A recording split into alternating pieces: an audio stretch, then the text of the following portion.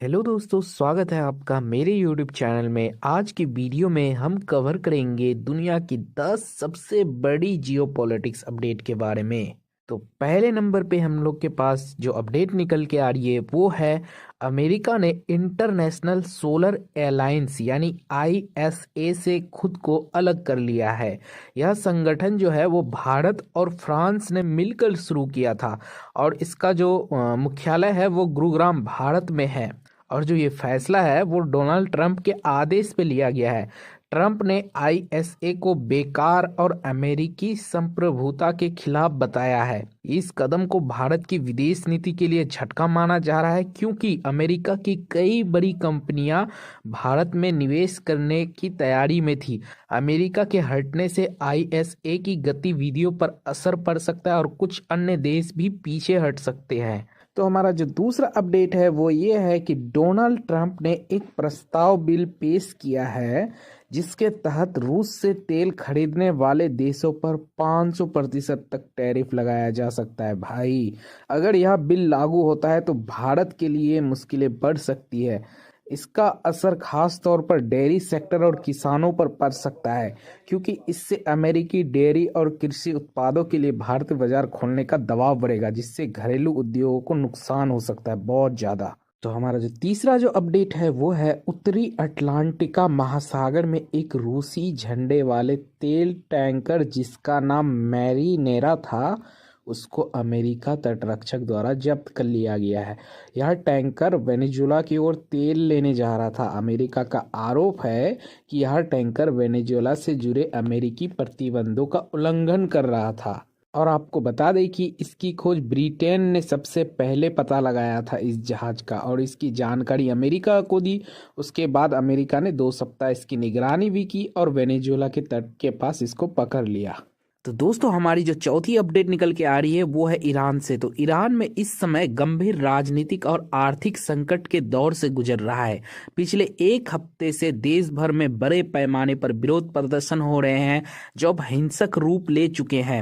अब तक की स्थिति आपको बता दें तो अलग अलग रिपोर्ट्स के मुताबिक कम से कम 36 लोगों की मौत हो चुकी है।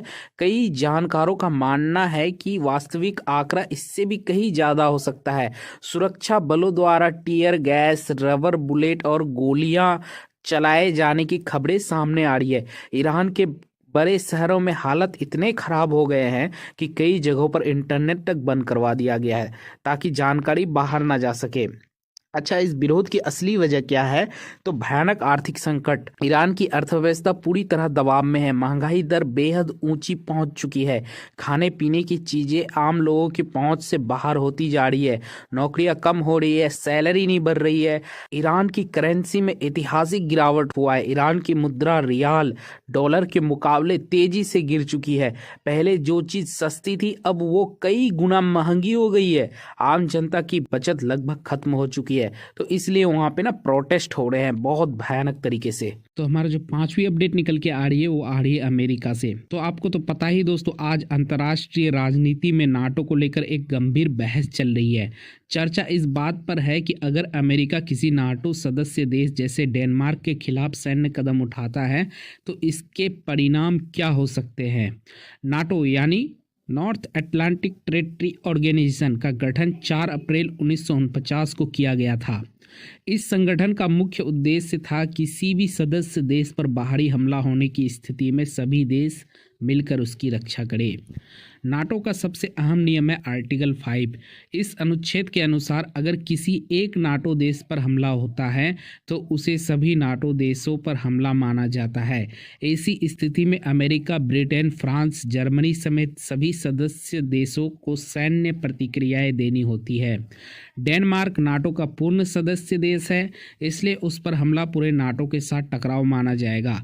इतिहास बताता है कि सोवियत संघ ने भी अपने समय में ताकत के जरूरत से ज़्यादा इस्तेमाल की नीति अपनाई थी। नतीजा यह हुआ कि नाटो और मजबूत हुआ। अंततः 1991 में USSR टूट गया। विशेषज्ञों का मानना है कि अगर अमेरिका नाटो के नियमों और सहयोगियों को नज़रअंदाज करता है तो यह एक बड़ी रणनीतिक और ऐतिहासिक गलती साबित हो सकती है। तो हमारा जो छठवीं अपडेट निकल के आ रही है वो आ रही है बांग्लादेश से। तो दोस्तों बांग्लादेश के वायुसेना के प्रमुख air chief marshal Hasan Mahmood Khan ने हाल ही में पाकिस्तान से JF-17 थंडर ब्लॉक 3 लड़ाकू विमान खरीदने की दिलचस्पी दिखाई है। ये फाइटर जेट पाकिस्तान और चीन की साझेदारी में बना है, ठीक है। और अब ऐसा बोलते हैं पाकिस्तान वाले कि इसको हम लोग बनाते हैं, पता नहीं भाई क्या सीन चल रहा है, लोग फाइटर जेट भी बना रहा है। पाकिस्तानी वायुसेना के प्रवक्ता के मुताबिक अभी कोई औपचारिक डील साइन नहीं हुई है, लेकिन बांग्लादेश और पाकिस्तान के बीच शायद बातचीत हो रही है। हाल ही में बांग्लादेश का एक प्रतिनिधि मंडल इस्लामाबाद में पाक वायुसेना के मुख्यालय भी पहुंचा था। इसके अलावा पाकिस्तान ने बांग्लादेश वायुसेना को ट्रेनिंग और टेक्निकल सहयोग जारी रखने का भरोसा भी दिया है। अब सवाल यह है कि क्या बांग्लादेश वाकई JF-17 ब्लॉक 3 खरीदेगा या कोई और विकल्प चुनेगा। तो हमारा जो सातवीं अपडेट निकल के आ रही है वो आ रही है जर्मनी से। तो आपको तो पता ही दोस्तों, अभी अमेरिका में चल रही राजनीतिक हलचल के बीच भारत और जर्मनी की नजदीकियां अब दुनिया का ध्यान खींच रही है। साल 2025 में जर्मनी के विदेश मंत्री ने भारत आकर साफ कहा था, जर्मनी के लिए एशिया का मतलब ही है भारत, और इसे भारत की बड़ी कूटनीतिक जीत माना गया है। अब इस कड़ी में जर्मन चांसलर फ्रेडरिक मर्ज 12 और 13 जनवरी को अपनी पहली आधिकारिक भारत यात्रा पर आ रहे हैं। खास बात यह है कि उनका दौरा दिल्ली से नहीं, सीधे अहमदाबाद से शुरू होगा, जहां प्रधानमंत्री नरेंद्र मोदी जी उनका स्वागत करेंगे। इसके बाद मर्ज बेंगलुरु भी जाएंगे। इस दौरे का मकसद है भारत जर्मनी रणनीतिक साझेदारी को अगले स्तर पर ले जाना। एजेंडे में शामिल है रक्षा और सुरक्षा सहयोग, व्यापार और निवेश बढ़ाना, नई टेक्नोलॉजी और हरित ऊर्जा, साथ ही शिक्षा, कौशल विकास, नवविचार और सतत विकास। साफ है, भारत और जर्मनी की यह साझेदारी आने वाले समय में वैश्विक राजनीतिक और अर्थव्यवस्था दोनों पर बड़ा असर डाल सकती है। तो दोस्तों हमारी जो आठवीं अपडेट निकल के आ रही है वो है डोनाल्ड ट्रंप को लेकर के। तो डोनाल्ड ट्रंप को डर क्यों लग रहा है? ट्रंप का कहना है कि अगर इस साल के मिड टर्म चुनाव में वो हार गए तो उनकी राजनीतिक कैरियर खत्म हो सकती है और उन्हें जेल तक जाना पड़ सकता है। लेकिन ऐसा क्यों? अमेरिका में राष्ट्रपति को सीधे जेल नहीं भेजा जा सकता है, पहले उस पर महाभियोग लाया जाता है। अब महाभियोग का मतलब क्या है? तो महाभियोग एक कानूनी प्रक्रिया है जिसके तहत राष्ट्रपति को उसके पद से हटाया जाता है। अमेरिका का सिस्टम समझिए, अमेरिका में 2 सदन होते हैं। पहला हाउस ऑफ रिप्रेजेंटेटिव जिसमें 435 सदस्य होते हैं, दूसरा सेनेट जिसमें 100 सदस्य होते हैं लेकिन सबसे ताकतवर होते हैं। अब महाभियोग की प्रक्रिया 4 स्टेप में होती है। हाउस में आरोपों की जांच, हाउस में वोटिंग, साधारण बहुमत चाहिए, सेनेट में ट्रायल, सेनेट में 2-3 बहुमत मिला तो राष्ट्रपति को हटाया जाता है। ट्रंप पर पहले भी 2 बार महाभियोग लगा, लेकिन सेनेट में वोट कम पड़े इसलिए वो बच गए। इस बार खतरा क्यों है? डेमोक्रेट्स के सेनेट में मजबूत होने की संभावना है। ट्रंप पर संविधान उल्लंघन, अवैध टैरिफ और सत्ता के दुरुपयोग जैसे आरोप है। उनकी अप्रूवल रेटिंग गिर रही है और लोग महंगाई से परेशान हैं। मिड टर्म चुनाव क्यों अहम है? अक्सर मिड टर्म में सत्ता से बाहर वाली पार्टी जीतती है, इसी वजह से ट्रंप डरे हुए हैं। अगर ट्रंप हारते हैं तो इस साल उन्हें पद से हटाया भी जा सकता है। कई लोग इसे दुनिया के लिए बहुत अच्छी खबर मानी जा रही है और ये खबर अच्छी भी है। तो हमारी जो 9वीं अपडेट आ रही है वो भी अमेरिका से रिलेटेड ही आ रही है दोस्तों। अमेरिका अब सौर ऊर्जा से पीछे हटकर फिर से तेल पर फोकस कर रहा है। अमेरिका सिर्फ अपने फायदे के बारे में सोचता है दोस्तों। उन्हें ना ग्लोबल वार्मिंग की चिंता है, ना प्रदूषण की और ना ही बाकी दुनिया की। ट्रंप की सोच ये है कि अगर धरती का तापमान बढ़े, ग्लेशियर पिघले तो अमीर देश ग्रीनलैंड या अंटार्कटिका जैसे इलाकों में शिफ्ट हो सकते हैं। इसी सोच के तहत ट्रंप प्रशासन 66 अंतर्राष्ट्रीय संगठनों से बाहर निकल चुका है, जिसमें 17 जलवायु और ऊर्जा से जुड़े संगठन था। यहाँ तक कि भारत द्वारा बनाया गया इंटरनेशनल सोलर एलायंस भी छोड़ दिया गया। ट्रंप ने WHO और पेरिस क्लाइमेट एग्रीमेंट से भी हाथ खींच लिया। उनका साफ नारा है ड्रिल बेबी ड्रिल, यानी जितना हो सके उतना तेल निकालो।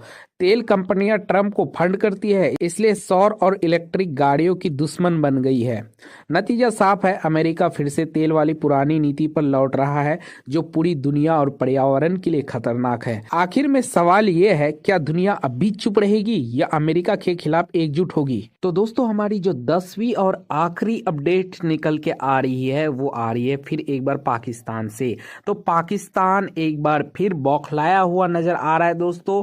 पाक सेना के प्रवक्ता DGISPR ने भारत और अफगानिस्तान को खुली धमकी दी है और बोला है मजा नहीं कराया तो पैसा वापस। असल डर क्या है? पाकिस्तान को दो तरफा युद्ध का डर सता रहा है, एक तरफ भारत, दूसरी तरफ अफगानिस्तान। चौंकाने वाली बात यह है कि जिस चीन को पाकिस्तान अपना सबसे बड़ा दोस्त बताता है, वो मुश्किल वक्त में सीधी सैन्य मदद से पीछे हटता रहा है। इसी डर में पाकिस्तान ने चुपचाप से अमेरिका से मदद मांगी, खासकर भारत के ऑपरेशन सिंदूर के दौरान। बदले में पाकिस्तान ने अमेरिका को महत्वपूर्ण खनिजों और निवेश का ऑफर दिया गया।